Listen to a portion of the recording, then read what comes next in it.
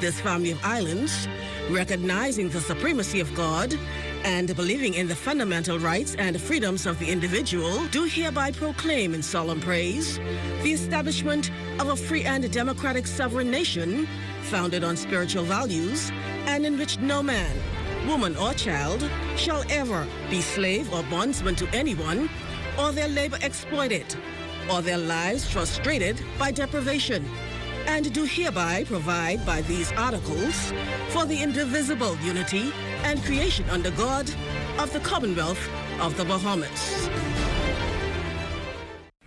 This public service announcement has been brought to you by the Bahamas National Trust in conjunction with the Broadcasting Corporation of the Bahamas. For 60 years, we have been here, the voice of the environment. Here, speaking up and for your national parks, all across the islands of this nation. The places God visits for vacation, spanning over 2.5 million acres of land and sea. How delighted then he must be to see a sea of pink, as flamingos mingle and haven like jingles play where queen counts still sleep. And if you listen, you can hear it. The words of gossiping parrots awaiting the diction of the day. All 365 of them, that's every day and every year, 15,000 children share in the beauty of this playground. Our name is yours. And we have been yours for years unnoticed. Don't forget us. Support us. Your national parks. The defenders of your environment. Join us.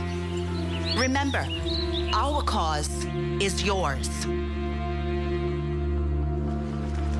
The first land and sea park in the world is yours. Heritage. Here it is. When was the last time you gasped at our scenery, gotten lost in the depth of our reefs, or even awed at the green of the leaves of our trees? Don't hesitate to donate and volunteer. Don't hesitate to care. We are here for you. The Bahamas National Trust, BNT. 3 letters that spell out simply, perfectly, and undoubtedly that we are yours.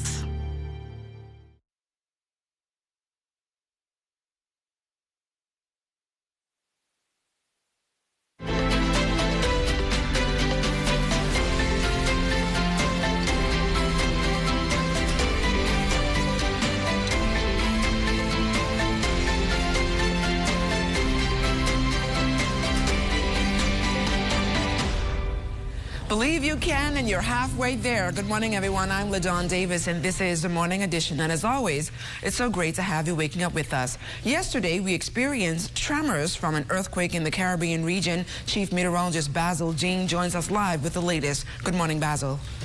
This weather report is sponsored by Bank of the Bahamas, the bank of solutions. Good morning, LaDawn. After 2 earthquakes in the region yesterday, one northwest of Jamaica, the second one to the southeast of the Cayman Islands, well, the region is back to some degree of seismic normalcy. But on our satellite picture, we're picking up a front boundary approaching the eastern Gulf of Mexico. This will get into our area sometime tomorrow. We'll bring with it some clouds, possibly some showers, but we'll keep the temperatures nice and cool. Outside of our studios, partly cloudy skies, temperature a very cool 66 degrees, relative humidity quite rich at 93%. We have calm winds, the barometric pressure 1,014.0 millibars, that's 29.94 inches, and it is steady. Temperatures around the islands this morning, 63 degrees in Marsh, Babaco, Green Tulkey, also Freeport at 63 degrees, in the Berry Islands 70, 72 in Alistan, Bimini, 71 in Harbour Island, Roxanne, Eleuthera, and Artistown, Cat Island. Staniel Key, Kemps Bay, South Andros at 68 degrees, Fresh Creek in Central Andros 71 degrees. As we take you a little further south, cloud. 71's also in San Salvador and Rum Key. And in the Ragged Island chain, 74 degrees, Clarence down Long Island. Crooked Island, 74s. Picking up some 72s in Betsy Bay, Maguana, and Acklins. Matthew Town, Unagua, a little warmer at 75, and the Turks and Caicos Islands at 76 degrees. And just in case you're flying out this morning, we'll hear some high and low temperatures you're likely to find at some of your favorite cities.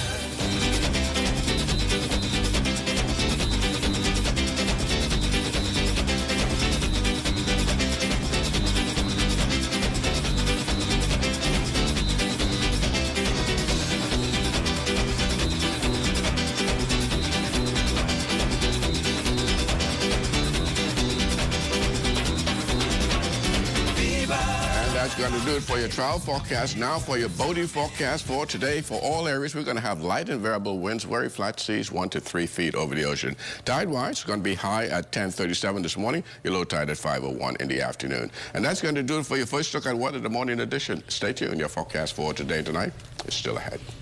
Thanks a lot, Basil. You're looking at a scenic view of the Nassau Harbor, courtesy of our tower cam here on Rusty Bethel Drive. Meanwhile, Lloyd Allen and the Morning Edition team is standing by with the Bahamas First traffic report. The traffic report is sponsored by Bahamas First. First in insurance. Today, tomorrow.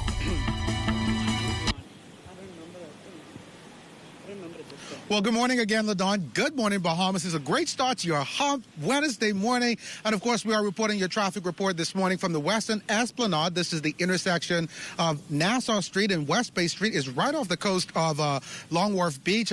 You would recall just yesterday that 7.7 earthquake reported off the coast of Jamaica and Cuba. Many persons here in the capital reported feeling some tremors. And, of course, this morning, as the island returns back to normalcy, that's not earthquakes is something that we don't experience on a regular basis. So many persons attempted to return back to normalcy and, of course, are on the road making their way to work and to their various destinations. Of course, this morning, we are, of course, joined by Officer Cressenia Johnson from the Royal Bahamas Police Force Traffic Division, who's giving you an initial look at overnight traffic. Good morning, Officer Johnson. Good morning to you and a pleasant good morning, Bahamas. Well, overnight, we've had 14 accidents involving damages. There are two hit-and-run accidents and 6 accidents involving minor injury. It's good to report that the officer who was in hospital yesterday, that he's home recuperating. So excellent. Now, getting into today, as you can see, we have some spots of rain now, and we're getting into this whole idea of people making sure that their vehicles are in proper working order.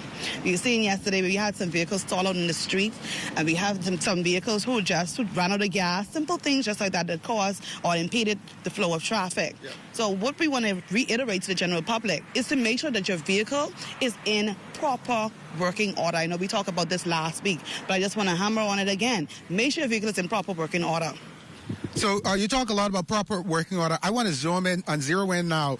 There are different types of vehicles, obviously, on the road. We have smaller vehicles, larger vehicles. There is a possible fine that drivers can incur. Yeah. Talk to us about those fines if their vehicles are left in the road or even on the sidewalk. Okay. Well, of course, we want to have some discretion when dealing with situations, persons breaking down on the street, and especially if somebody had run out of gas, something along that line. But at the same time, you want to look out for the general public. Everybody has to use the road to get to their various destinations. So if your vehicle is in a defective condition and it breaks down the street, yes, you're going to face a fine if that vehicle is in the street for a considerable amount of time. As soon as possible, you have to remove that vehicle from in the street. So you got to hire a wrecker, call a friend, whatever it is that you have to do to get it out the street. So having your vehicle in the street, these fines range from $50 to $100, and it can range from $50 to $100 depending on the way in which your vehicle is left in the street. That will also affect some other things, because if it was to cause an accident, then it'll go up into the $250 range. Okay, so yes, all of these things we need to take into consideration.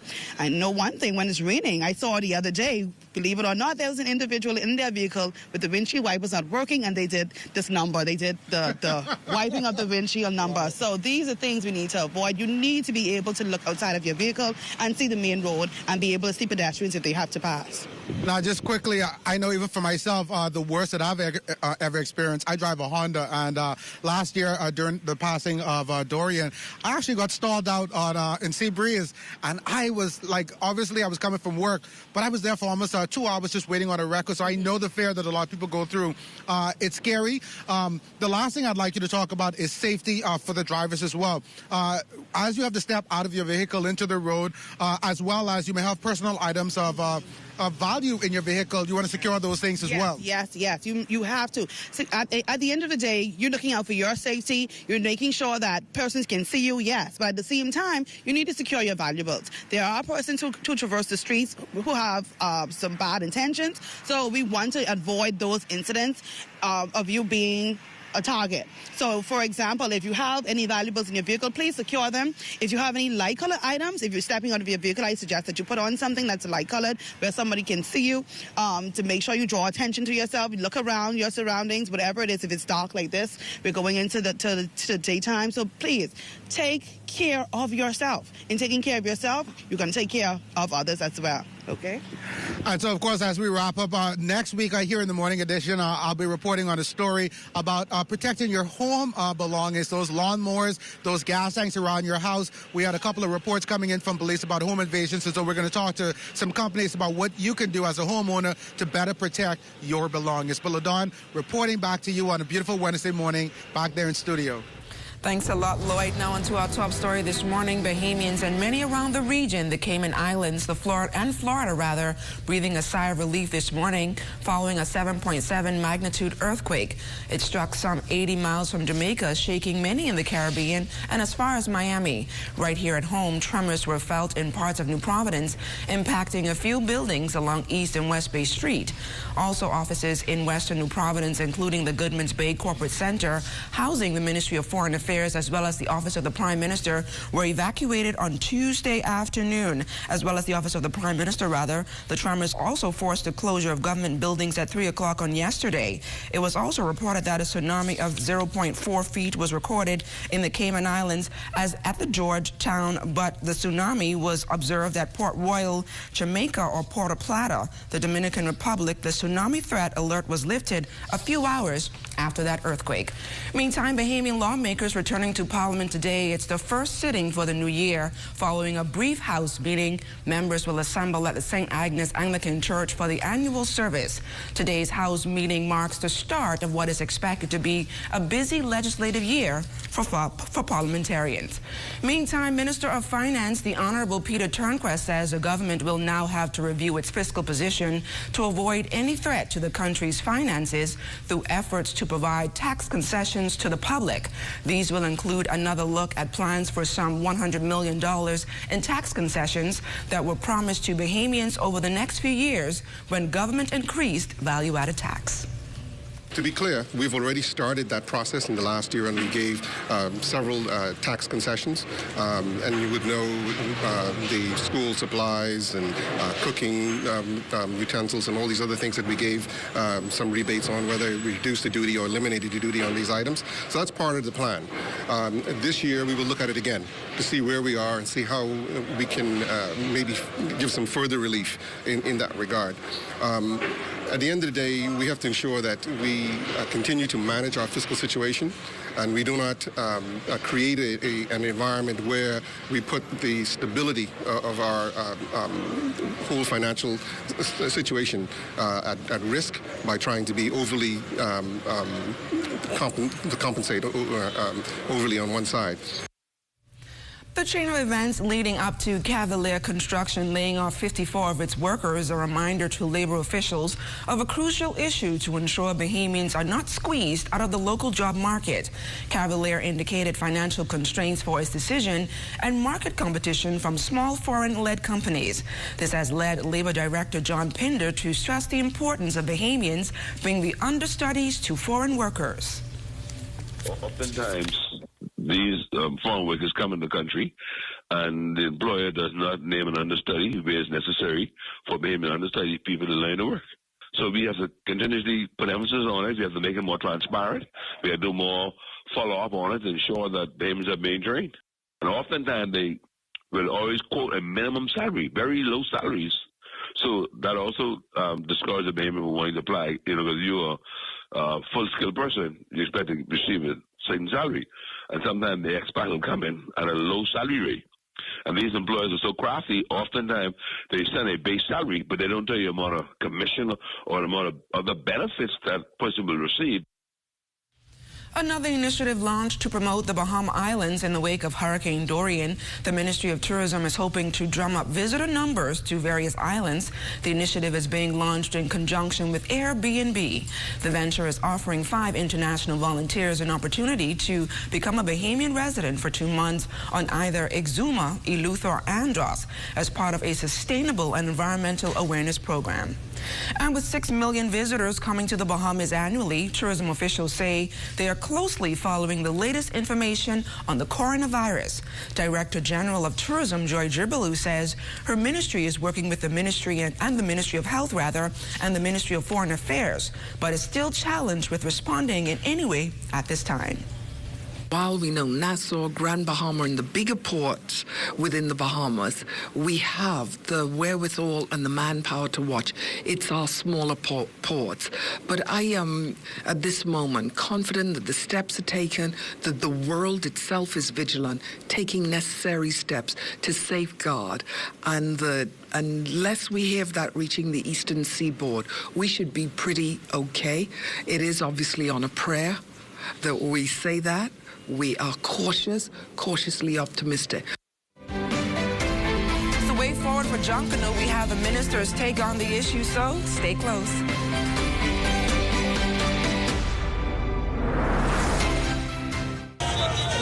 It's back again.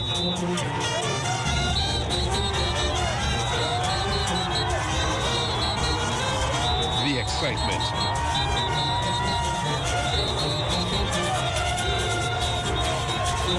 The colors, the moves.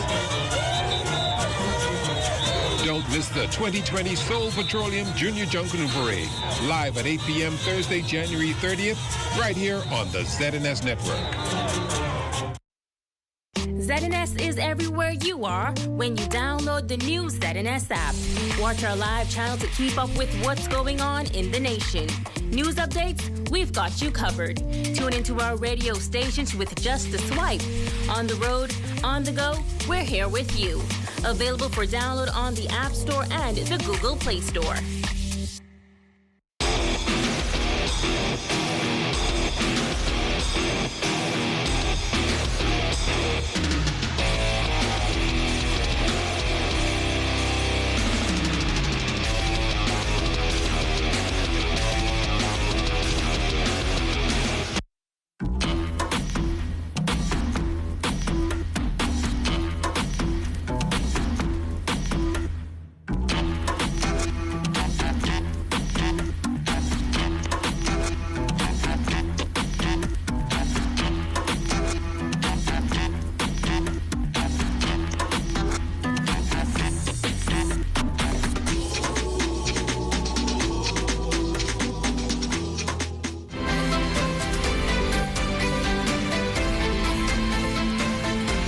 Back to the morning edition. The new Junkanoo results have some in the Junkanoo world at odds. As we hear from Cleopatra Murphy, the minister responsible for culture is sharing her concerns.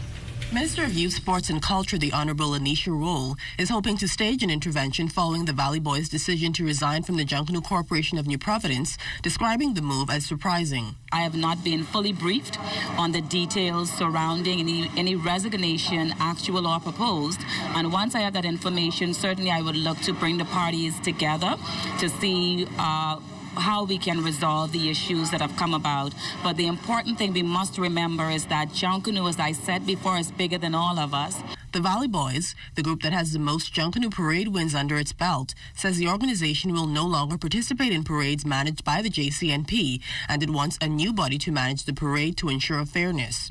The group that was declared the unofficial winners of the 2019 Boxing Day parade announced its resignation after the Parade Management Committee declared the Shell Saxon Superstars the official winners Monday.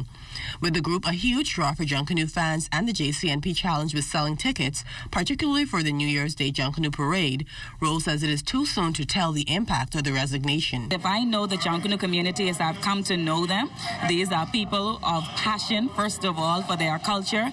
And I believe that whatever it's going to take to ensure that they can produce a parade that people will be pleased with and that will represent our culture. If I know the Valley Boys that I know, the Saxtons I know, the Roots I know, the Music Makers I know, the Genesis I know, the One Family I know, they are going to come together with a resolve to ensure that culture is preserved and respected. Of a possible intervention, Rose says she recognizes that both the Valley Boys and the JCNP are independent bodies, but the Ministry of Culture is about enhancing Bahamian culture and will assist if it can.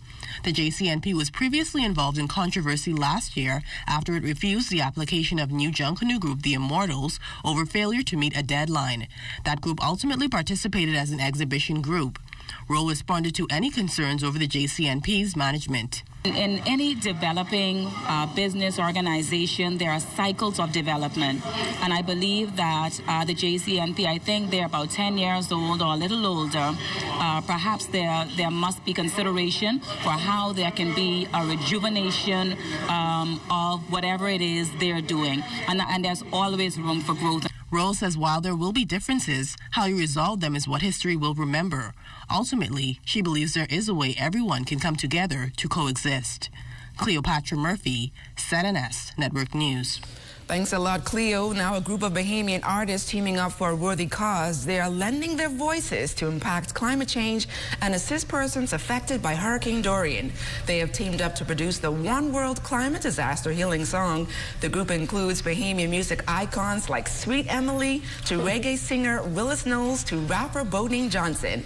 In studio with us this morning to talk about the new healing song are Sweet Emily Williams and Brand and Communications Director Nikki Saddleton. Ladies, welcome to the Morning Edition. Well, thank you for having us. Thank you. So, Nikki, we'll start with you. Talk us a little bit about the reasons or the influence behind this particular song. Yeah, I mean, I was working with a Bahamian producer, Pero Grande. We were working on a branding project together, and the hurricane hit the Bahamas, and we reached out to each other and said, how can we help? And the natural progression was to let's combine our talents. And he was here to kind of, help Bahamian artists kind of launch careers anyway. So we said, why not create a song? Let's do something. Let's give back. And he's got a very distinct process. He works with a live orchestra to record every instrument. So, we knew we were in for kind of a lengthy process, and we had to fundraise to kind of fund every step of the way. But we always knew it was going to be a kind of Bahamian, we are the world, with a climate change message. What kind of preparation can you say went into, I guess, getting the song off the ground? Well, I mean, this is new to me, and the process was incredible from start to finish, the amount of detail that's involved. But we flew to Toronto.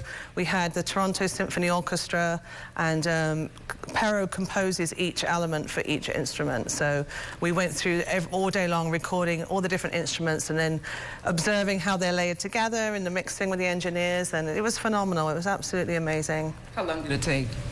It took us, we spent a whole day in the studio in Toronto. He went back, I think, for an extra day to do more editing, mixing, engineering.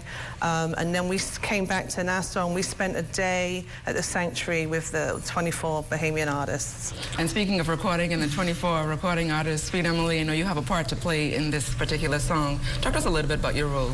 Well, my role in the whole song was just to be one of the featured artists that is on the song, amongst 23 others. All of the artists were actually selected by Pero Grande, who is the producer. And the producer is Bahamian. Pero is Bahamian. And the song was written by our very own Anwar McDonald, who is also Bahamian, and both of them live in Canada. But I just got a call one day. Someone hit me up and said, we need your voice on the vocalist. We want your vocals on.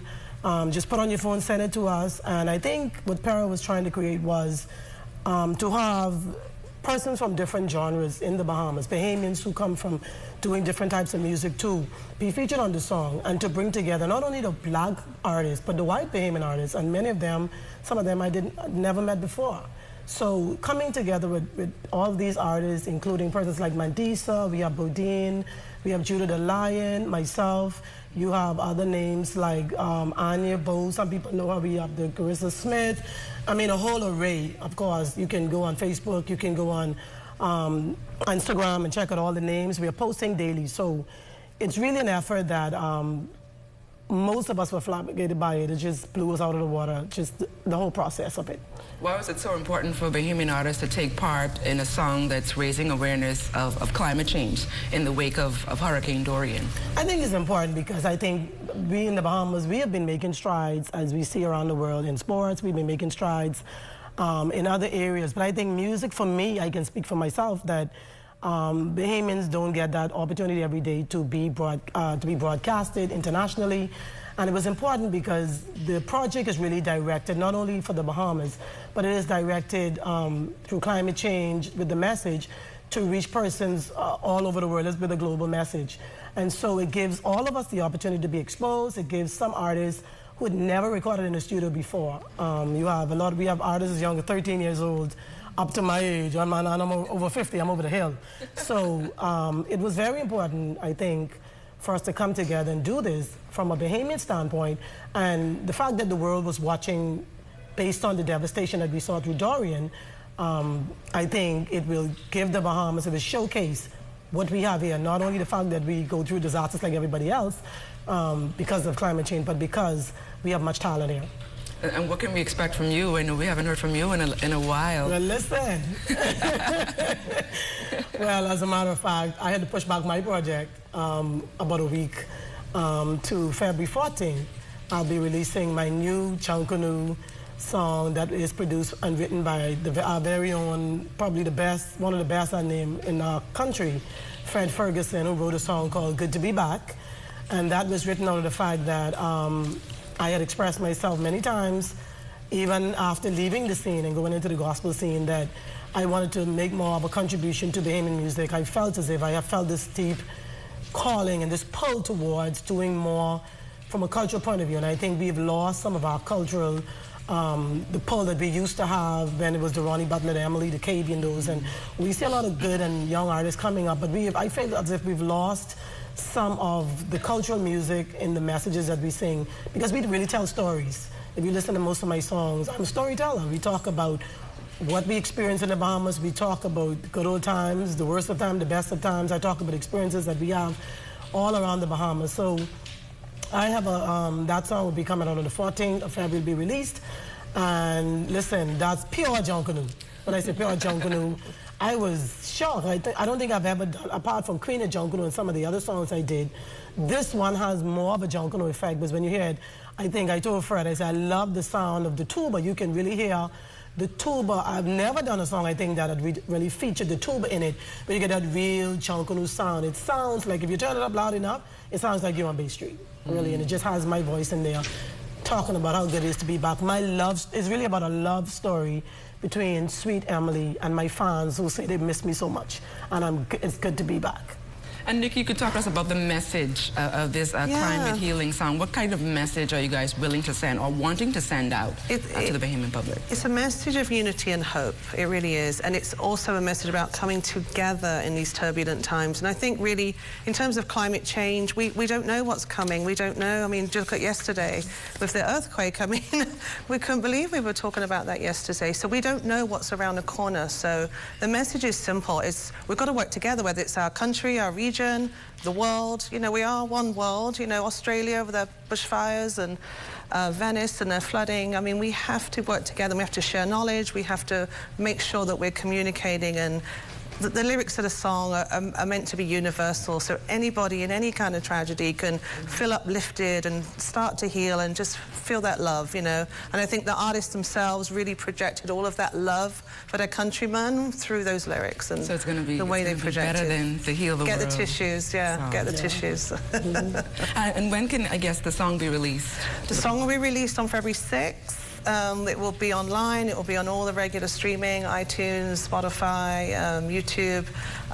We're encouraging people to purchase the song because we want the proceeds to go towards helping rebuild the country. We're going to look at environmental issues, and we're going to look at education and children. And we've created a foundation to assess the need and to distribute the funds. So what we need is the song to go global, so then the proceeds will be bigger and bigger, and we can do much more with them. So we're really encouraging Bahamians and residents and anybody, anybody, again, climate disaster victims, anybody affected, please purchase the song and help it go global. Where can persons purchase?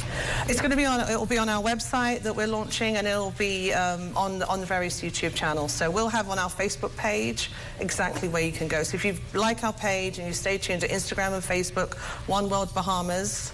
So if you like everything, then we'll put all the information on there. We can go and download all the links. Nikki Saddleton, Sweet Emily, thank you ladies so much for joining us here on the Mission, and best of luck on the new song. Thank you. Thank you ladies so much. Well, it looks like the competition is heating among contestants in the National Young Chef Competition. This as preliminary rounds for the 28th installment of the event kicked off on Tuesday. 2 students from Doris Johnson and T.A. Thompson were the lone participants in the junior divisions, both automatically advancing to the final rounds in March. Today, however, more than 10 New Providence-based senior high school students are expected to face off for that very same spot. Competition co-coordinator Raquel Turnquest says the program has become a well-awaited fixture for schools around the country, with junior chef competition alumni all going on to do great things. The food nutrition program, as well as the hospitality and tourism studies program, is inextricably linked to the economy of the Bahamas. We are preparing our next generation of chefs. So in this program, we have students that would have participated at the junior high school level. They come back at the senior high school level. We have a number of students that actually attend the University of the Bahamas. Some students actually go away to school to study culinary. Now, while students are cooking up a storm here in the capital, Family Island students are also busy preparing for their shot at the top prize. We also spoke to Young Chef Competition Chief Judge Gerard Roll about what it takes to prepare students across the nation. Normally in the past, we have a lot of students and a lot of coaches, actually teachers, complain about being well equipped and ready for nationals. So what we do is design a program where as we go into the Family Islands, we teach them the whole concept about the national program. We teach them the sanitation, we teach them presentations, we show them what the judges look for, what to expect. So when they come to nationals, we wouldn't be hearing them saying, oh, we didn't know, or we wasn't informed. So we get them prepared for nationals so that when they come, they can compete on the level of Nassau students as well. Well, weekends for many is all about the beach, family, and food. In our cooking segment this morning, Lloyd Allen met with a local startup which focuses on the technique of smoked meat. While you might be familiar with barbecue, smoked meat is a completely different process. Take a look.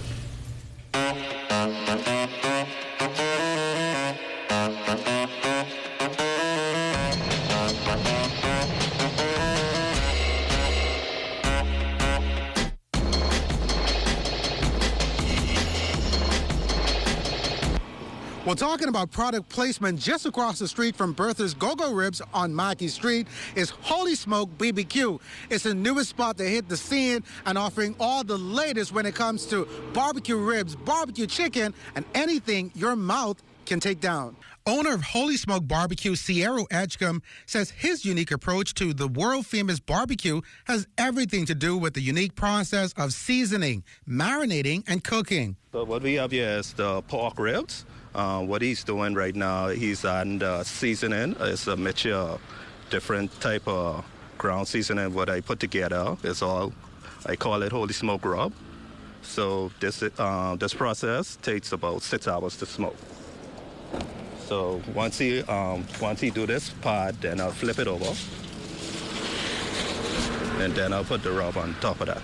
We're over here at your Myron Mixon Smoker, and you said a couple years ago you were first introduced to Myron Mixon. Tell us what impressed you so much about him. The number one reason why what impressed me about him is I think he's one of the top barbecue champion. He wins, I think he went over between 6 to 12 barbecue championship.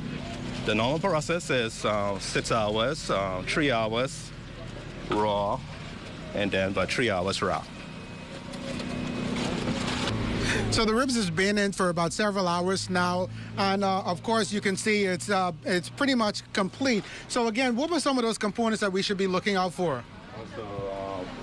We're really looking out for, we're looking out for that nice glossy list. What I normally do is to get that glossy look, I mix it with some barbecue sauce and with some honey. So we've gone through the process of seasoning, let it marinate for overnight, and then coming here and letting it sit in the smoker for several hours. The complete product is definitely worth the wait. Any final words, takeaways for the audience? Try Ole Smoke, you won't regret it. It's a lot of work, but you'll really love it. We definitely will be following this guy with some smoked ribs. Reporting for the Morning Edition, Lloyd Allen, ZNS Network News. Wow, Lloyd, you're making me hungry. And a taste of paradise is now just within reach as the Atlantis Resort releases a new product sure to be your new favorite flavor. Anthony Smith has more on the company's latest edition. If you've ever wanted to bottle paradise and take it home, well, now you can. When you drink in paradise. The Atlantis Resort just recently launched the Paradise Rum, a new but signature staple exclusive to the resort's restaurants and bars. Handcrafted, hand-poured, and especially homegrown, the premium rum is Atlantis and the Bahamas to the core. We wanted to find a partner who we can do that was Bahamas at heart, and also who could produce a rum that we were looking for, a caliber of rum. And with that being said, we came to Watling first. Decision providing for the perfect partnership. And after more than a year of pitches, concepts, trials, and tastings, the pair finally came up with the perfect blend. A mixture of aged rums that John Watling's managing partner Pepin Argamasias says can't be rushed or even reproduced. So what we do is we age it there to the 4 to 6 years, then we'll take it out and we'll blend it at different proportions. Then that blend at 60% alcohol will be placed inside a sherry cask. It'll stay in the sherry cask for around 3 months, and then at that point it's taken out, reduced from 60% alcohol down to 40%, then bottled. But this new blend goes far beyond just a new ingredient for cocktails. In fact, it's just one addition in a series to come that will not only elevate the Atlantis brand, but change the game in food and beverages. The Atlantis being as vast and as awesome as it is, we had to come up with a beverage program and a food program, and really, put ourselves on a different level and think differently about what we do from everything, the way that the guests see the menu, the training of the bar staff, the products in which we use. Well, the John Watling's and Atlantis rum will only be available at the Atlantis Resort. And if you are to visit the Atlantis to give it a try, you can be sure that the bar staff will provide you with paradise the way you want it. Shaken, straight, or stirred. Anthony Smith for ZNS Network News. A lot of Anthony. Stay close. We've got more right after this. You're watching The Morning Edition.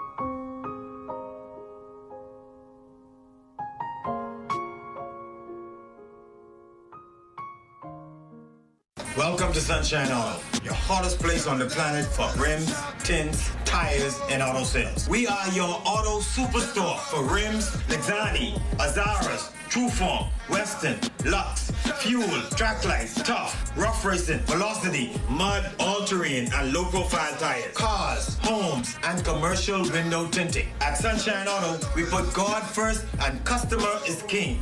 Blessed luck. That's how rough riders roll. It's the OT with yours truly, Charles Fisher.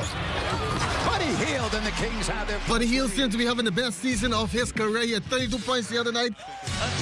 It was a bit disappointing, Shawnee Miller not winning the IWF World Female Athlete of the Year. The high school rankings will soon be out. Tabernacle, the defending champions, CC Sweeting, they are always there. Who will it be this year? Each Monday on 1540 AM and 104.5 FM, it's the OT with yours truly, Charles Fisher. Every dream needs a gentle push. Every tomorrow needs a warm embrace. Every ambition needs hope to take flight and the faith to pursue a unique goal. At Commonwealth Bank, we make it happen for you. Today, tomorrow, and into the future. Commonwealth Bank. Everything we do it for you. Hepatitis is the inflammation of the liver, which is the organ responsible for filtering toxins from the body, producing bile for digestion, and producing proteins and clotting factors. The most important cause of hepatitis worldwide is viruses, of which there are 5 main types: A, B, C, D, and E. Hepatitis B and C are major health challenges globally, affecting over 300 million persons worldwide. The suspicion of hepatitis may be a challenge, as there are typically no symptoms. However, if infected, non-specific symptoms may include a decreased appetite, nausea, vague abdominal discomfort, jaundice or yellow eyes, and abnormal liver function tests. If not treated, hepatitis of any type can lead to cirrhosis and liver cancer, which leads to over 1 million deaths worldwide. If you suspect you may have been exposed to the virus that causes hepatitis, talk to your doctor today and get tested. This public service announcement is brought to you by the Public Hospitals Authority in conjunction with the Medical Association of the Bahamas and the Broadcasting Corporation of the Bahamas.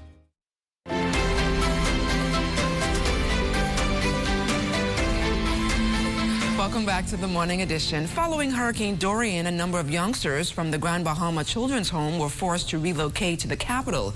But as we hear in this report by our Megan Shepard, they just might be returning home very soon. Employees of Spartan Construction working tirelessly at the Grand Bahama Children's Home, rebuilding the rooms and facilities that over 30 children called home prior to Hurricane Dorian. General Manager of Spartans, Deshaun Smith, says that the scope of work was quite extensive, considering the overall square footage of the grounds. Right now, we're in the framing stage and drywall, so we would have removed a lot of those damaged areas already. Right now, we're trying to make changes and corrections to improvements to the buildings in terms of electrical wiring. Like I said, the damaged stud walls that you see that were removed, those are now being replaced so that sheetrock can be done. We would have done some improvements by way of architectural plans for the bringing the buildings back up to code for handicap accessibility. So ramps will be going into the buildings. Some of the restrooms are being outfitted that they can accommodate wheelchair access. So those are some of the considerations that we made so that the home could be in better shape for today's dwelling. Smith says that they are excited to see the work progressing well, and she's even more excited about the layout upgrades made by Spartan. She says that she spoke to the children recently, and they are excited to return to Grand Bahama. They are resilient children. The last time I saw them, they asked me, when are we going home? And they're ready to come home because they miss their families as well, and they miss their own environment. We are so grateful to the homes in Nassau. They have done a really good job in taking care of our children, but it is a tight situation. And as you can see, our children are used to open spaces, having their own space and all of that. And so they are ready to come home. We are ready for them to come home. Now, as to when they can be reunited. We're shooting for March right now. A lot of our long lead items, doors, windows, those type of things have already been ordered.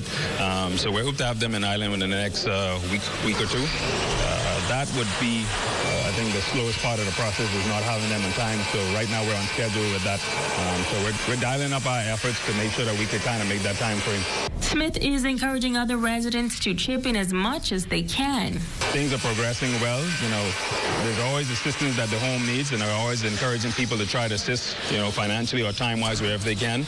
I think Ms. Sheila Smith has always been very accepting of the community donations, and I see a lot of people have already been doing that through social media and stuff like that. But just, I would say, follow what's going on and try to help wherever you can. The executive director adds that the home is also in need of a bus that can accommodate at least least 20 persons. She says this will help in transporting the children to and from school as well as other outings. Megan Shepard, ZNS Network News. Megan, thanks a lot. The Water and Sewage Corporation is evolving with a change in technology. Very shortly, consumers will be fully connected with water bills online as the corporation is moving to become paperless in the coming days. Lloyd Allen joins us live from the Water and Sewage Corporation. Good morning again, Lloyd. Yes, good morning again, LaDon. Good morning, Bahamas. Well, this morning we're talking all about H2O. This morning I'm here on the University Drive Water and Sewage headquarters where I'm speaking with Visna Ambrisna, who is the Public Affairs Manager. Good morning, Visna. How are you? Good morning, Lloyd. Thank you for having me. Not a problem. So, of course, we're talking this morning about the fact that Water and Sewage on Monday coming is going to be 100% paperless. Now, this is an initiative you started from 2015, correct? That's correct. Yeah, Good morning, Bahamas. Good morning to my water and sewage colleagues. I just wanted to make sure I got that in. Yes, Lloyd. So we started this journey since, as you said, since 2015.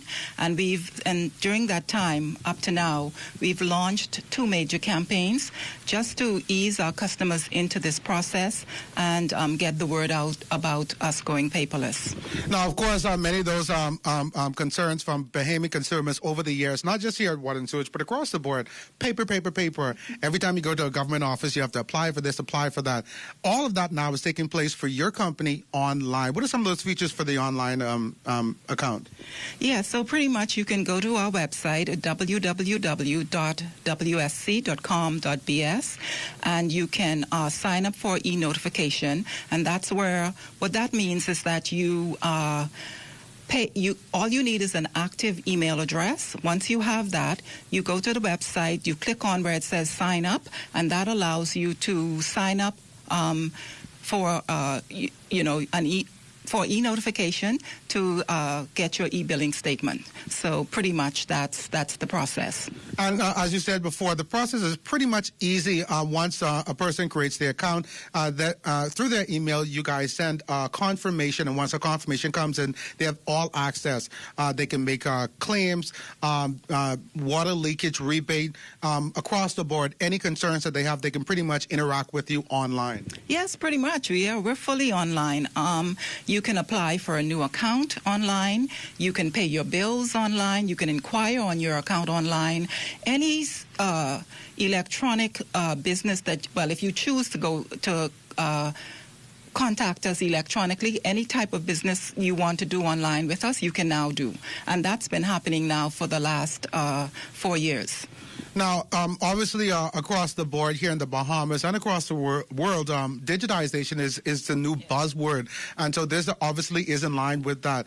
This is a corporate approach, you said earlier as well, really allowing yourself to really advance with technology. Yes, pretty much. And so we're looking to go digital across the organization. It is a corporate initiative. So all of the corporate functions and the various processes will be digitalized eventually. It's a process. So, but we have started, and that's a good thing. And so, yeah, we're out of the gate initially with e-billing. And so we want customers, those of you who have not yet taken the opportunity to sign up, to please do so. And again, all you need is an active email address, and you can go to our website and sign up. Our staff will be approaching customers about signing up. So, because, we have an internal drive as well, where staff are involved, and so we're encouraging them to get family and friends to sign up as well. So it's, like I said, a corporate-wide initiative.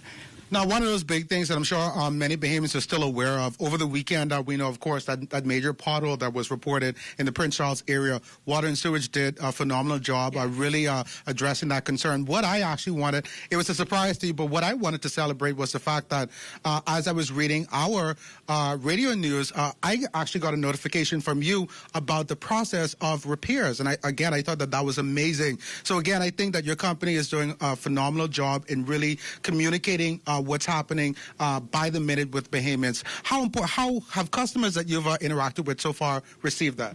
Oh, yeah, we got a lot of congratulations and compliments from customers and the general public on our Facebook page. It was really active, as you can imagine. We it was something that we realized, it was an emergency. And so in order to at least try to mitigate some of the emergency situation, we tried to mobilize as quickly as possible, and that's exactly what we did, to quickly address the problem and then to get customers back up and on service, in a reasonable time frame. Now, of course, many persons have asked the question, and I'll ask you as well. It was a lot of water that actually was discharged because of that sinkhole, but had that impacted any customer accounts? No, absolutely not. We don't think so. It again was an emergency. It was immediately addressed, and therefore, we feel that that should not be an issue. All right, and so, of course, moving forward and with your transformation, what's next for water and sewage? I don't know. We're everywhere. We're on every channel that you can imagine. We're on Twitter. We're on social, Facebook. We're on Instagram. You can pay your bill if you don't want to pay it online. If that's not your thing, certainly you can pay it at local banks. You can pay it at Cash and Go, Omni Flash Cash. Those are our partners as well. And so we have given our customers multiple options to contact us, to communicate with us. We have a call center that opens 7:30 a.m. to 6 p.m. Daily, Monday through Friday. Payment counters are open Monday through Saturday. And so, we're available. We're easy to connect with. And so we invite our customers to please, communicate with us, check in with us, whatever your needs are, however you choose to communicate with us, you have many options to do so. Now, so of course, we're still in the transformative phase of digitization. Many persons may be at home and still unable to access you online. Those numbers, 302-5599, 302-5630, they're still operable for customers who opt not to go digital, correct? Oh, yeah, definitely. If you want to pay your bill by phone, you can do that. That's the 302-5630 number. 24/7, Lloyd. We are here. We are open to you 24/7. So if you get up, I like to say, at 2 a.m. in the morning and you want to pay your water bill, you have that option to do so. And so, or if you want to go to our website, you can do so. It's at your time, at your convenience, when you're ready. All right, so you heard it first. Of course, Visna Bristow, she's the Public Relations Manager here at the Water and Sewage Corporation. LaDawn, reporting back to you, tongue twister, back to you in studio. Thanks a lot, Lloyd Fisher. It's so good to see some of our companies and corporations, upgrading and doing a good job. Paperless. What's coming up in sports? Coming up in sports, the tributes continue to pour in for the legend Kobe Bryant. We'll be hearing from Rick Fox for the first time since Sunday. Rumors were spreading that he was in that helicopter. He was teary-eyed last night, so we'll be hearing from Rick this morning, a special segment last night on TNT. All right, all of that and more ahead in sports.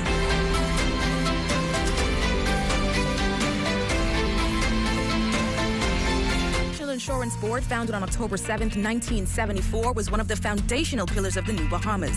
This year, NIB celebrates 45 years of service through Social Security by providing a funeral benefit for the loss of a loved one, partial income replacement for unemployment, sickness, maternity and injury benefits, pension payments for retirement, invalidity, and survivors. These benefits have ensured that Bahamians have income during times when they need it most. NIB, celebrating 45 years of service in the Bahamas.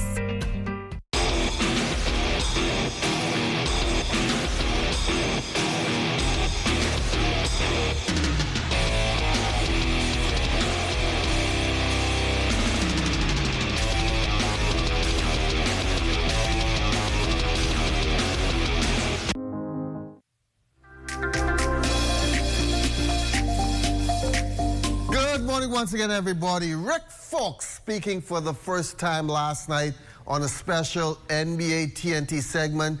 Teary-eyed, he spoke about Sunday's incident in which Laker legend Kobe Bryant, along with 8 others, lost their lives in a helicopter crash, and how rumors of him being on that ill-fated flight affected his family. I don't wish it on anyone. This moment is has been overwhelming for all of us. My family went through, in the midst of all of this, something I couldn't have imagined them experiencing. I spent time talking to my kids for about 45 minutes as this was all happening, and our colleague Jared Greenberg brought to me the news that morning, and he asked by text if I had heard of the story, and I said, oh, the shoes that Kobe gave LeBron, and Kobe passed him last night, and he said, no. He said, this is, you need to sit down.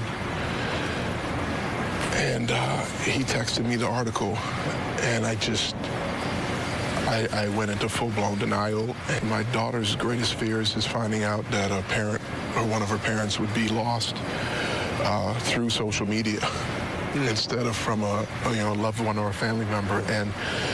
And she fortunately called me, and we just were talking and crying about the news of Kobe and my son. And then we started, so we were talking. I was talking to my kids, just trying to spend the time with them, and then the phone just started going off. And I'm thinking to myself, everybody wants to talk about Kobe, and I right now want to be with my kids and my family. And then all of a sudden, my best friend, King Rice, who was a basketball coach, he walked off the court at Iona, and somebody apparently told him that I may have been on the helicopter, and he started calling. So I'm seeing King's number, repeatedly going and going and going, and I think he's worried about me. So I said, I'm going to talk to my best friend, and I answered it, and I said, hey, man, this is crazy about Kobe, and he just was bawling. And I started crying, and he was like, you're alive. And I'm thinking, well, yeah, like, what do you mean? And it was in that moment that my phone just started going, and my mom and my sister and my brother. And so, look, this has been a lot to process for all of us. I'm glad that's over with, but it was hard to deal with because it shook a lot of people in my life. We'll have much more from work coming up later on today. From the NBA, DeAndre Ayton and the Phoenix Suns on the road in Dallas to face the Mavericks. Ayton, the 2018 #1 overall pick, who was being overshadowed during his 2-year seasons by Dallas sensation and 3rd overall choice Luka Doncic, was 13 of 15 from the field to finish with a season-high 31 points as the Suns shot a season-high 59%. Ayton made all 5 of his free throws and had a game-high 9 rebounds. The Suns never trailed in this game, led by 13 after 1, and was up by as many as 24 at 1 point to cruise to the easy win to improve to 20 and 27 on the season, while the Mavericks dropped to 29 and 18. Without a doubt, the Bahamas has a rich sports history, and if Yolanda Sheridan has a way, the 242 will soon start a competitive venture into a new arena, which many locals know little to nothing about. Kelsey Johnson, I think she may be trying this one day. The footwork whirls you past the competition, but a few bumps with no bruises brings excitement to the game. While some sees it as just skating, this group of young women are gliding around with hopes of creating a roller derby league. Roller derby Bahamian beauties on wheels. I'm looking for any girls who wants to be a part of the first roller derby team of the Bahamas that's interested and would like to learn a new sport.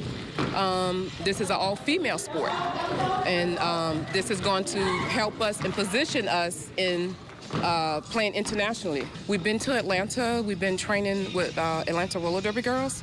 That's kind of helping us move along the way and getting the understanding. The goal is to have a league here in the next 6 months. The sport, which is played by more than 1,200 leagues worldwide, is catching on here at home. There's been an increase in women playing in the capital, and the numbers are growing in Exuma. Currently, 5 women are playing on that family island. I kind of handpicked a lot of girls, just looking and see who I feel would be interested. I went to the flag football here in Nassau, watched some girls, and asked them if they would like to come and see what the team is about. Even though it is a contact sport, hard tackling, Sheraton reassures you that safety is key. Skating is a requirement. I will say this, a lot of these girls have never skated before, only 2. They've been trained and they are taught how to be safe, how to fall, when they feel someone is coming at them, about to knock them over, so they'll know exactly how to position their body. They learn how to knee tap, so basically they're running, and when they go into a derby fall, they learn how to position their hands, and they're geared up. You really can't feel this stuff. that's why you see they can get right back up. The players train 2 to 3 hours, 4 days per week at the skating rink in the Bacardi community. Interested persons are welcome to join. Kelsey Johnson, ZNS Total Sports. Nice story, Kelsey. Now, your job is to get a team here at ZNS. I don't know where you'll find the athletes, but look hard. They're right here. That's going to do it for sports. Enjoy your morning, everybody.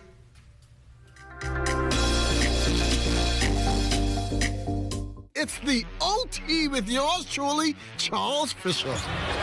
Buddy Hield and the Kings have their... Buddy Hield seemed to be having the best season of his career. He had 32 points the other night. It was a bit disappointing, Shawnee Miller not winning the IAAF World Female Athlete of the Year. The high school rankings will soon be out. Tabernacle, the defending champions, CC Sweeting, they are always there. Who will it be this year?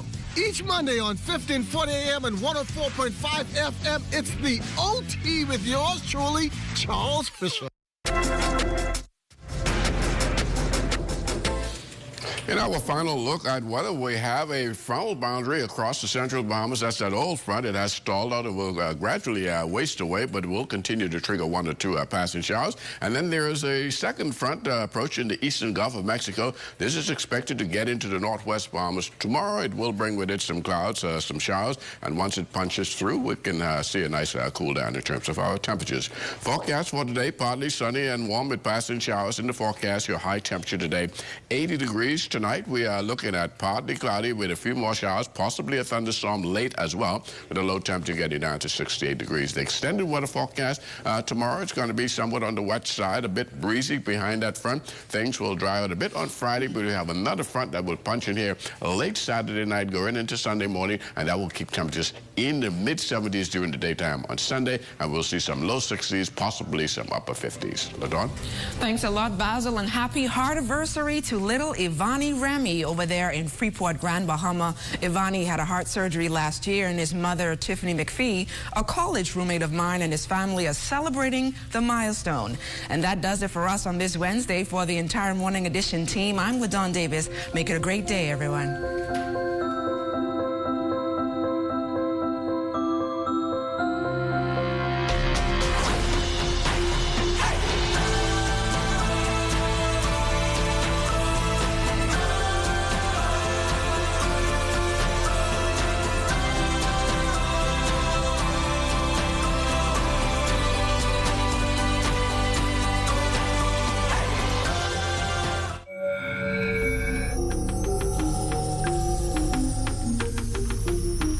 Watching the ZNS Network, the People's Station.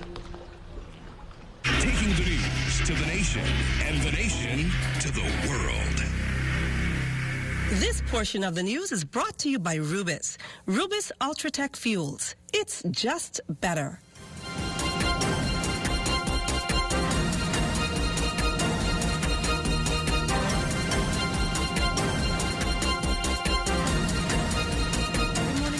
I'm Akush Lupinda. Coming up in our 7:30 newscast, parliamentarians head to church to mark the start of a new legislative year. Grand Bahama Police have a homicide investigation on their hands. Meantime, traffic police reporting 14 accidents overnight. Of that figure, 2 were hit and runs and 2 involved injuries. The details of those stories and more when the ZNS News Network 7:30 report returns.